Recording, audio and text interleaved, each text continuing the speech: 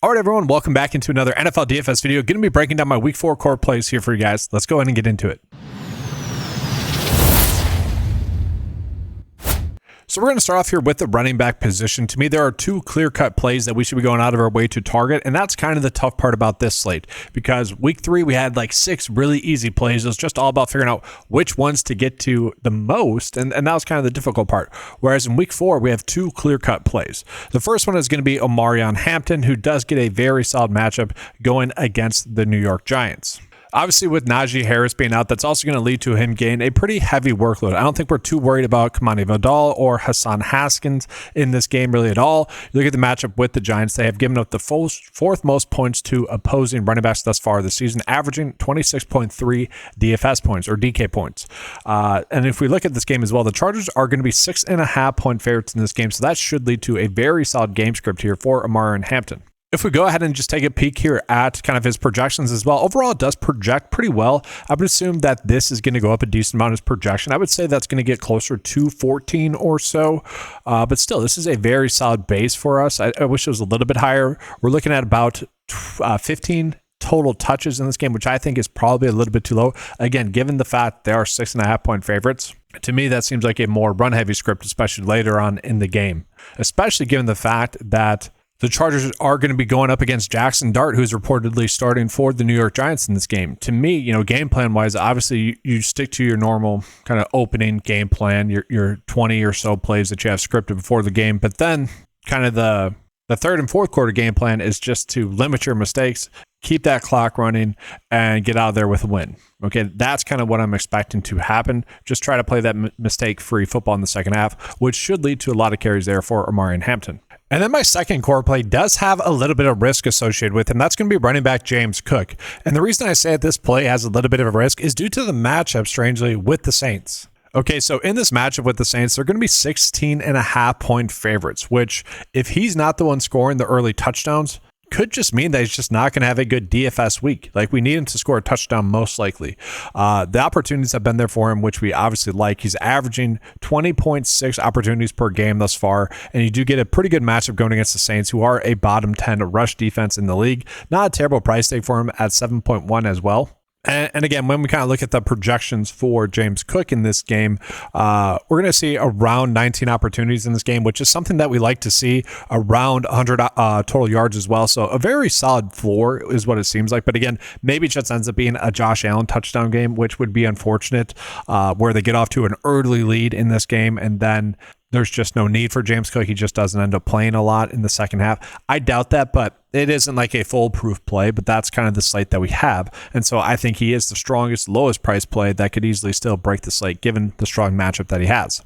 All right, so we have our 2 running backs. Now, the issue that I have is that we're really not getting any other good running back plays that are core plays. We're getting plenty of decent plays that we could talk about. Like, some people are going to talk about Cam Scadaboo potentially as a core play. I don't necessarily love the matchup, and I don't necessarily love the fact that he's going to have a rookie quarterback with him. Now, you could make arguments as to why that's a good thing for him as well, but we're just going to stay away from that for now for this video. And so let's go ahead now and jump on into the receivers, guys. There's one player that I think we should be going out of our way to pay up for, and then there's about 4 that I think are basically core plays as well. It's kind of like flipped between last week, where last week I felt like we had 2 really strong pay up plays, which were Puka and CeeDee Lamb. And then last week, obviously, a bunch of running back plays, whereas this week, I think we have 2 good running back plays, and we have like 5 pretty solid receiver plays that we can be on as a core play. We're going to start with kind of the anchor for our builds for this week. And that's going to be receiver Puka Nacua. So Puka Nacua gets maybe his best matchup of the year thus far. I wouldn't say any of them have been particularly good or bad, but it's basically even keel with what he has gotten thus far this season matchup-wise, which is a good thing. I see that as a positive. And we just need to talk about his overall stats thus far this season because they are crazy, and there's no reason why they should really change this week. So he's averaging 11.6 targets per game with a 39% target share. He has averaged 9.7 receptions per game and about 111 receiving yards per game as well. Again, the matchup with the Colts is not really a matchup that I worry about. This game should end up being a pretty appealing game as well, just overall. So that should actually end up helping out Puka Nacua a decent amount. We go ahead and take a peek at the projections for Puka Nacua as well. They are pretty darn solid, right? Around 7 for his receiving yards projection, and then 7 for his receptions projection, and then receiving yards is about 87 as well to get him to around 18 for his fantasy score. Again, he should have a pretty high floor. The nice part about it as well is that this is projected to be a very high scoring game at about 49.5 points, which to me is very good. And then kind of my next core play is going to be Ricky Pearsall. And I say that because I do think there's 3 other right in this price range that you could make, and heck, even more than that, actually. There's a bunch in this pricing tier where it's like, why did you do this to us? Why did you put them all together? Why did you just group them in here? It's a little bit annoying. But to me, guys, Pearsall is a pretty clear-cut option in this game. Okay, he ends up getting a pretty solid matchup against the Jacksonville Jaguars. We do know the receiver situation for the Niners. Maybe they are getting a little bit healthier.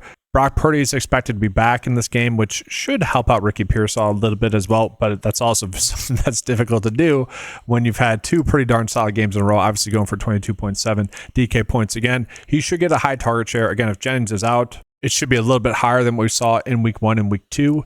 If Jennings is in, I'm not too worried about it as well. You would argue and maybe look at the Pearsall production and say that he is due for a touchdown as well. So he is the second player I'm going on my way to target, but I do want to call it like Drake London's at a very cheap price tag. I know Michael Penix has been terrible, but kind of a good get right spot there going against Washington.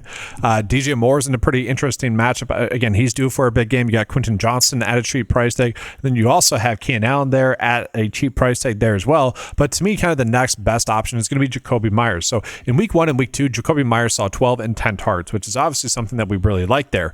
And then in week 3, he started the game off with a very big gain. It was like a catch for 45 yards. And then for the rest of the game, not too much after that. Actually ended up being the Trey Tucker show, which this ends up being a very good matchup this week against the Chicago Bears. And I'm not too, he still ended up with a fine day, like 9.3 DFS points. Like you want more than that, but still like not terrible. I would take that as a floor. And he's someone that also projects out pretty darn well this week as well. And just given the fact, quarterback wise, that Geno Smith is going to pop up as one of the better quarterback plays, that makes Jacoby Myers a little bit more appealing there as well. So I have been getting to him a decent amount as well.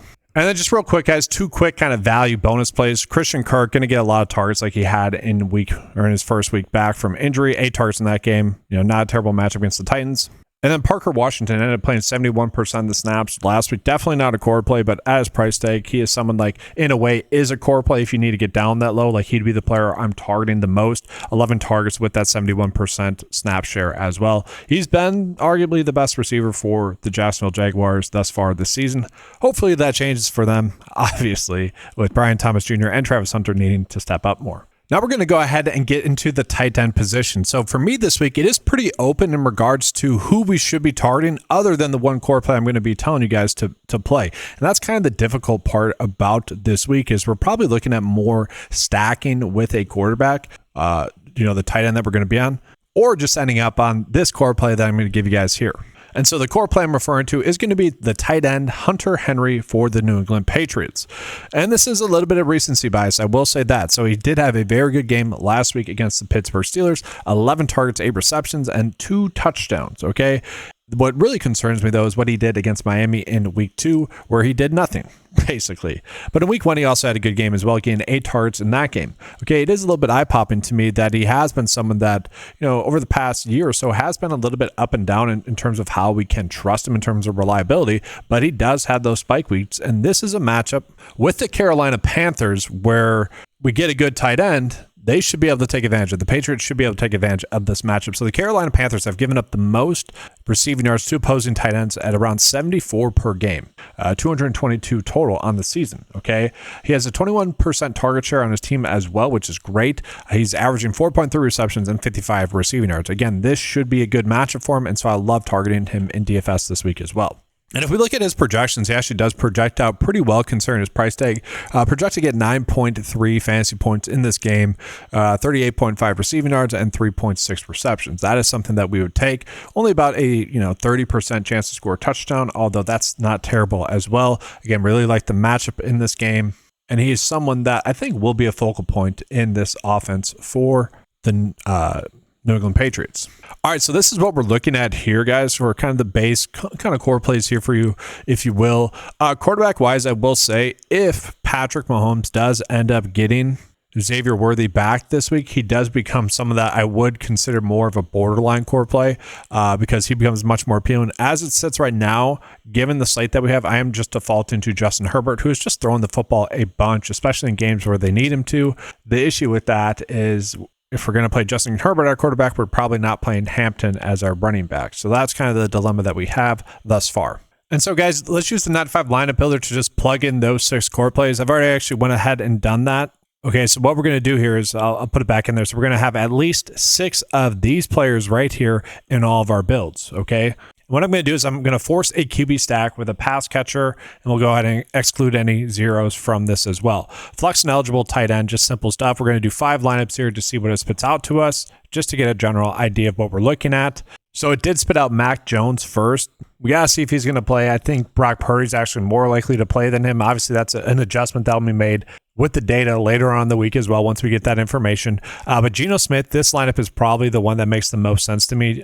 Geno, James Cook, Chuba Hubbard, I don't necessarily need to get to him. I don't necessarily like that.